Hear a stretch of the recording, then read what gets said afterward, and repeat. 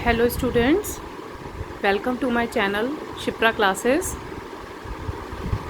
जैसा कि मैंने आप सभी को बताया था कि हम यूटेट की तैयारी शुरू कर रहे हैं, तो आज हमारा फर्स्ट टॉपिक है नेशनल एजुकेशन पॉलिसी।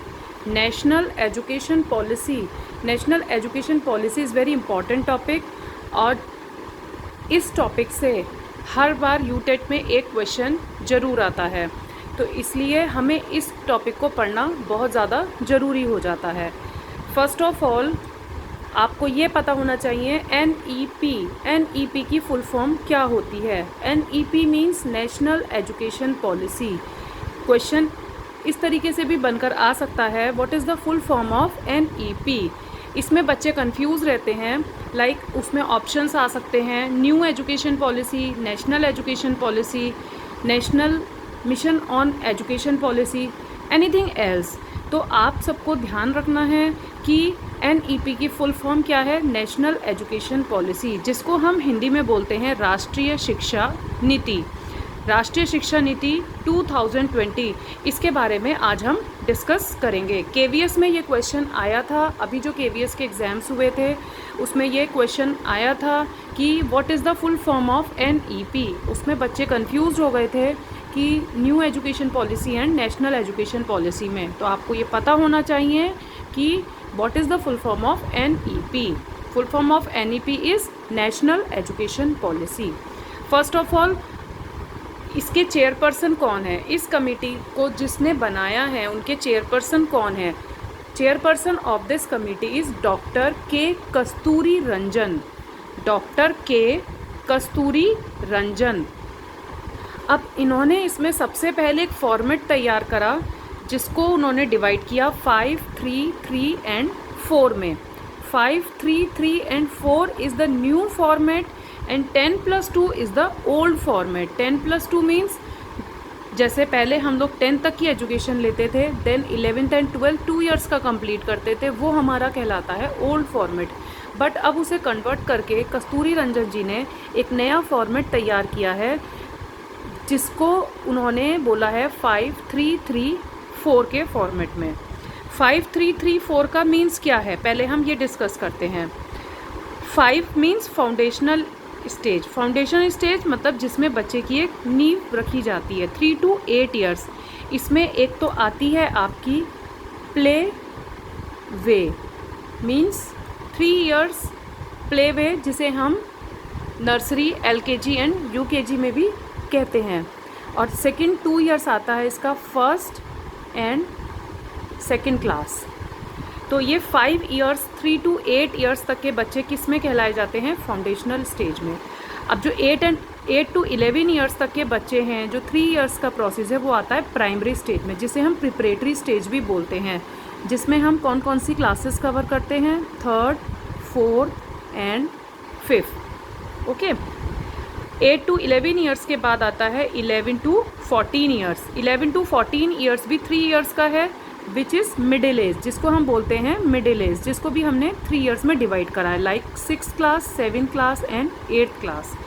अब आफ्टर 14 ईयर्स आता है 14 to 18 ईयर्स 4, जिसे हम secondary and senior secondary stage भी बोलते हैं, जिसमें आपका 9th से लेके 12th तक की क्लासेस कवर होती हैं। तो इस तरीके से न्यू फॉर्मेट तैयार हुआ 5, 3, 3 एंड 4 में। तो FPMS, इससे आप याद रख सकते हैं कि हमारा जो न्यू फॉर्मेट है वो 5, 3, 3, 4 की फॉर्मेट में बन के तैयार हुआ। इससे क्वेश्चंस आ सकते हैं कि 5 ईयर्स में जो फाउंडेशन स्टेज है उसमें बच्चे की ईयर्स क्या रहती है, लाइक 3 to 8 ईयर्स या 4 to 9 ईयर्स। इसी तरीके से प्राइमरी स्टेज में बच्चे की क्या ईयर्स रहती है, एंड द मिडिल एज में बच्चे की क्या ईयर्स रहती है, and the secondary and senior secondary में बच्चे की क्या एज होनी चाहिए। इससे क्वेश्चंस हम देखते हैं, what is the structure of school education as recommended by the national education policy 2020। National education policy 2020 के अंतर्गत जो एक स्ट्रक्चर तैयार किया गया है, वो हमारे पास ये 4 ऑप्शन है। जैसा कि मैंने आपको अभी बताया 5, 3, 3, 4, तो इसका ऑप्शन हो जाएगा A। 2, 3, 3, 4 या फिर अदर ऑप्शंस जो हैं वो इससे मैच नहीं करते, जो अभी हमने ऊपर ये डिस्कस किया है। तो विच मीन्स कि first one is the correct answer. तो इससे एक क्वेश्चन आपका ये बनता है कि न्यू एजुकेशन पॉलिसी ने कौन सा स्ट्रक्चर रिकमेंड किया है, विच इज़ 5334। ओके, अभी नेशनल एजुकेशन पॉलिसी के हिसाब से 21st सेंचुरी स्किल्स की अगर हम बात करें कि 21st सेंचुरी स्किल्स में क्या क्या आता है, CDP, अभी हम क्या पढ़ रहे हैं, CDP, उससे आप याद रख सकते हैं CDP से critical thinking, decision making and problem solving. बच्चे के अंदर थिंकिंग क्रिटिकल होनी चाहिए, अच्छे से क्रिटिकली वो सोच पाए, उसको कुछ ऐसे क्वेश्चंस देने चाहिए जिससे वो उसके सॉल्यूशन तक पहुंच पाए। डिसीजन मेकिंग, वो अपने डिसीजन खुद ले सके। एंड द प्रॉब्लम सॉल्विंग, और अगर किसी प्रॉब्लम में है तो उसको हाउ टू सॉल्व, वो किस तरह से उस प्रॉब्लम को सॉल्व आउट कर सके। तो बच्चे के अंदर हमें ये 3 चीज़ें डेवलप करनी है। First one is critical thinking, second one is decision making and the third one is problem solving. अभी इसके नेशनल एजुकेशन पॉलिसी के कुछ मेन पॉइंट्स हैं जो मैं आपके साथ डिस्कस करूँगी। वैसे तो ये टॉपिक बहुत बड़ा है, बट मैंने कुछ मेन पॉइंट्स लिए हैं जो एग्ज़ाम पॉइंट ऑफ व्यू से बहुत ज़्यादा इंपॉर्टेंट हैं और क्वेश्चंस इन्हीं में से ही बन सकते हैं। फर्स्ट पॉइंट है reduction in curriculum content to enhance essential learning and critical thinking. इसका मीन्स क्या हुआ, हमें बच्चे का सबसे पहले कम से कम कंटेंट कम करना है, मीन्स उनके बैगों का बोझ हल्का करना है। उनके अंदर जो हमें एनहेंस करना है वो क्या है, essential learning and the critical thinking, कि उनकी लर्निंग अच्छी होनी चाहिए और थिंकिंग पावर, जैसे कि मैंने अभी आपको ऊपर बताया कि उनकी क्रिटिकल थिंकिंग होनी चाहिए। ठीक है। NCERT will develop a national curricular and pedagogical framework for early childhood care and education. NCERT ने क्या डेवलप किया है, NCPFECCE। इसकी फुल फॉर्म आपको लर्न होनी चाहिए, इसकी फुल फॉर्म एग्ज़ाम में पूछी जा सकती है। NCERT ने एक curriculum, national curriculum and framework तैयार करा है early childhood care and education के लिए for children up to the age of 8, कि मतलब करेंगे। National NCERT will develop at the age of 8 years तक के बच्चों के लिए एक ऐसा करिकुलर तैयार करेंगे जो अर्ली चाइल्डहुड और केयर एजुकेशन में उनको हेल्प करेगा। ऐसे ही सेकंड एक और हमारे पास टर्म आता है NETF। NETF, what is the full form of NETF? National education technology forum to be created. एक ऐसा टेक्नोलॉजी फोरम तैयार किया जाएगा जिससे कि टेक्नोलॉजी के बारे में, टेक्नोलॉजी को हम एनहेंस कर पाएँ। लाइक एक ये ऑटोनॉमस बॉडी है, NETF is a autonomous body free of decisions, मतलब वो जो अपने डिसीजन खुद ले सके। ओपन डिस्कशन, जिसमें ओपन डिस्कशन हो सके। जैसे कि मैं आप तक ये वीडियो ऑनलाइन पहुंचा पा रही हूँ, तो किस वजह से, टेक्नोलॉजी के थ्रू। तो टेक्नोलॉजी, एक ऐसी टेक्नोलॉजी हमें डेवलप करनी है जिसके थ्रू हम एक टेक्नोलॉजी में बहुत ज़्यादा इन्हेंस कर सकें। अब नेक्स्ट आता है no rigid separation between arts and science, between curricular and extra curricular activities, between vocational and academic streams. NEP के थ्रू एक नया रूल निकला है। लाइक पहले क्या होता था, 11th-12th में जिसने साइंस स्ट्रीम ली है तो वो साइंस स्ट्रीम ही पढ़ता था, उसी के सब्जेक्ट पढ़ता था। बट अभी ऐसा नहीं है, अभी कोई रिजिडिटी नहीं है। रिजिडिटी मतलब फ्लेक्सिबल हो गया है। लाइक अगर आपको आर्ट्स और साइंस दोनों पढ़ना है तो आप आर्ट्स एंड साइंस दोनों पढ़ सकते हैं। NEP के अकॉर्डिंग NEP ने ये कहा है कि कोई भी सेपरेशन, मतलब दोनों में एक ऐसा होना चाहिए कि बच्चे को अगर आर्ट्स और साइंस दोनों 11th में पढ़ने हैं तो दोनों सब्जेक्ट वो पढ़ सकते हैं। अगर वो स्पोर्ट्स में इंटरेस्टेड है तो वो स्पोर्ट्स में, करिकुलर या एक्स्ट्रा करिकुलर एक्टिविटीज़ में भी पार्ट ले सकता है। वोकेशनल और एकेडमिक स्ट्रीम्स को भी एक साथ लेकर चल सकता है। ठीक है, ये कुछ पॉइंट्स थे। अभी हमारे पास एक क्वेश्चन आता है जो कि UTET पेपर 1 2022 में पूछा गया था। ठीक है, अभी NEP 2020 केंद्रित करती है। NEP 2020 केंद्रित करती है मीन्स किस आकलन पर, किस आधारित प्रगति कार्ड पर, रचनात्मक पर, योगात्मक पर, व्यापक पर या फिर 360 डिग्री समग्र प्रगति कार्ड पर।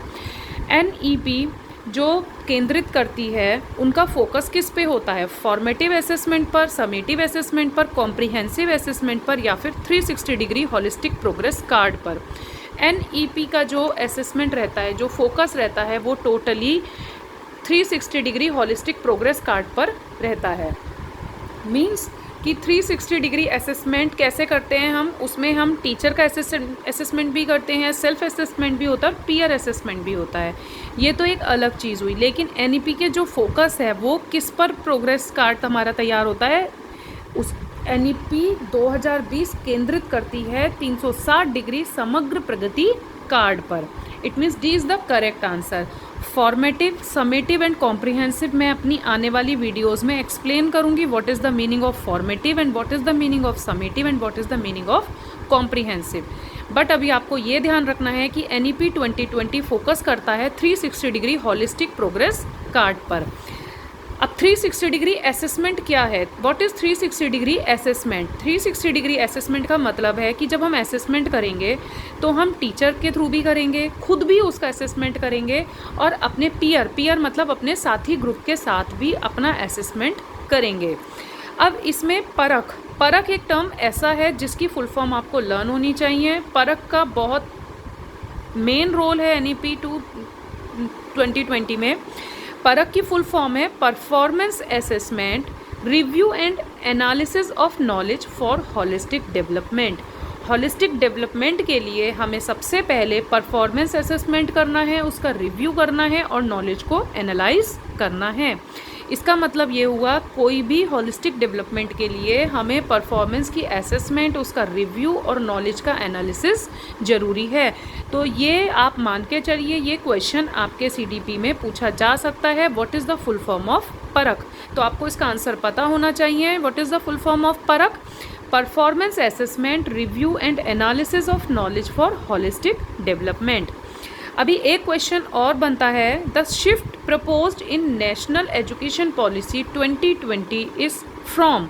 मीन्स नेशनल एजुकेशन पॉलिसी किस पर शिफ्ट हो गई है? वो रिजिडिटी से फ्लेक्सिबिलिटी पर शिफ्ट हुई है, मतलब कि स्टैंडर्डाइज नहीं रह गया है, वो फ्लेक्सिबल हो गई है। जैसे कि मैंने आपको अभी बताया कि कोई भी स्टूडेंट अगर साइंस स्ट्रीम का है तो ज़रूरी नहीं है वो उसी पे रिजिड रहे, वो फ्लेक्सिबल भी अपने सब्जेक्ट्स चेंज कर सकता है। आर्ट्स एंड साइंस दोनों सब्जेक्ट एक साथ पढ़ सकता है। इट मीन्स कि स्टैंडर्डाइजेशन से फ्लेक्सिबिलिटी की ओर नेशनल एजुकेशन पॉलिसी शिफ्ट हुई है। सेकेंड ऑप्शन है formative to summative, this is wrong. National education policy जो शिफ्ट हुई है वो समेटिव से फॉर्मेटिव की तरफ शिफ्ट हुई है। जैसा कि मैंने आपको बताया, मैं फॉर्मेटिव एंड समेटिव दोनों के मीन्स आपको अपनी आने वाली वीडियोस में एक्सप्लेन करूंगी। तो ये ऑप्शन रॉन्ग हो गया। Conceptual understanding to learning for exam से ऐसा नहीं है कि कॉन्सेप्चुअल अंडरस्टैंडिंग से हटके वो सिर्फ एग्ज़ाम के लिए प्रिपेयर कराना है। NEP का मतलब ये है एग्ज़ाम्स के लिए प्रिपेयर ना करा के आपकी कॉन्सेप्चुअल अंडरस्टैंडिंग को बढ़ाना है। तो इसलिए ये भी अपोजिट हुआ, तो ये भी गलत हो गया। मल्टी डिसिप्लिनरी टू रिजिडिटी, मतलब बहुआयामी से चेंज होकर रिजिडिटी की ओर जाना, ये भी ऑप्शन गलत हो गया। रिजिडिटी तो रॉन्ग ऑप्शन है, NEP में रिजिडिटी की बात नहीं कही गई है। NEP का मेन फोकस है रिजिडिटी से फ्लेक्सिबिलिटी की तरफ जाना, रिजिडिटी से मल्टी डिसिप्लिनरी की तरफ जाना। मीन्स रिजिडिटी आपको कहीं भी नहीं रखनी है एजुकेशन में। अभी हमारे पास नेक्स्ट पॉइंट आता है, every child will come out of school adept in at least one skill, मतलब हर बच्चा जो school come out of school, उनके पास, हर बच्चे के पास जब वो स्कूल से बाहर निकले एक ऐसा स्किल ज़रूर होना चाहिए जिसमें वो अच्छा कर सके। एवरी चाइल्ड के कम out of school adapt in at least one skill. National mission on foundation literacy and numeracy, ये एक टर्म है फाउंडेशन लिटरेसी एंड न्यूमरेसी, जिसकी फुल फॉर्म FLN की पूछी जा सकती है। तो ये कुछ टर्म्स जो मैंने आपको बताए हैं, ये टर्म्स एक पॉइंट आउट कर लीजिएगा, अपनी नोटबुक में नोट डाउन कर लीजिएगा। फाउंडेशन लिटरेसी एंड न्यूमरेसी का मीन्स ये है कि एक एटलीस्ट 5th स्टैंडर्ड तक बच्चे को लिटरेसी और न्यूमरेसी, बेसिक स्किल्स मैथमेटिक्स के और लिटरेसी के पता होने चाहिए। तो नेशनल मिशन का इसके ऊपर भी काफ़ी फोकस चल रहा है। जीडीपी क्या होता है हमारा? जीडीपी हमारा जो इन्वेस्टमेंट करता है एजुकेशन पे वो 4.3 है। जीडीपी का मेन फोकस अभी 4.3 से 6% की तरफ है।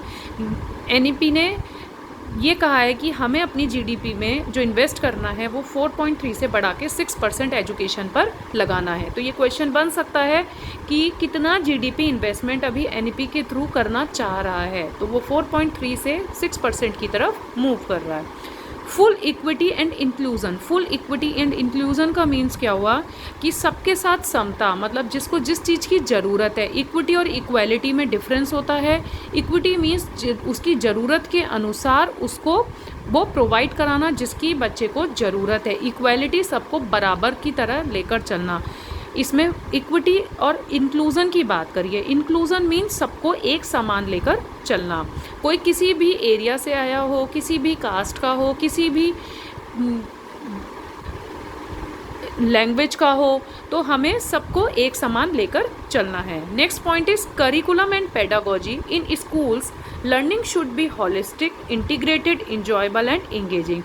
जो स्कूल्स में पेडागोजी बनाई जाए वो किस तरह की बनाई जाए? लर्निंग इस तरीके की होनी चाहिए बच्चे की, शुड बी होलिस्टिक, कंप्लीट होनी चाहिए, इंटीग्रेटेड मिलकर होनी चाहिए, जिसे वो इंजॉय कर सके और जिसमें वो इंगेज हो सके।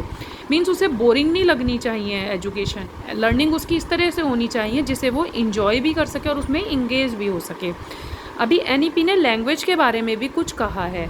लैंग्वेज के बारे में क्या कहा है एनईपी ने कि no language is being imposed. हमें किसी भी बच्चे पे कोई लैंग्वेज थोपनी नहीं है। मीन्स जो जिस लैंग्वेज से आ रहा है उसे उसी लैंग्वेज में पढ़ाया जाए। मदर टंग और regional language till grade 5। Means की लैंग्वेज जो उसकी मदर टंग है, जो उसकी रीजनल लैंग्वेज है, ग्रेड 5 तक उसे उसी लैंग्वेज में पढ़ाया जाए। Sanskrit as an option at all level. Sanskrit को हर लेवल तक एक ऑप्शन के तौर पे रखा जाए। अगर बच्चा संस्कृत में हायर एजुकेशन भी लेना चाहता है तो संस्कृत को हायर एजुकेशन लेवल पर भी रखा जाए। हर लेवल पर संस्कृत को एक ऑप्शन के तौर पे रखा जाए। 3 language formula. What is 3 language formula? 3 language formula का मीन्स ये है कि फर्स्ट लैंग्वेज आपकी mother tongue should be mother tongue, and the second language is English, and the third language is any modern language. Means अगर आपकी first language Hindi है, second language English है, then third language is any other modern language.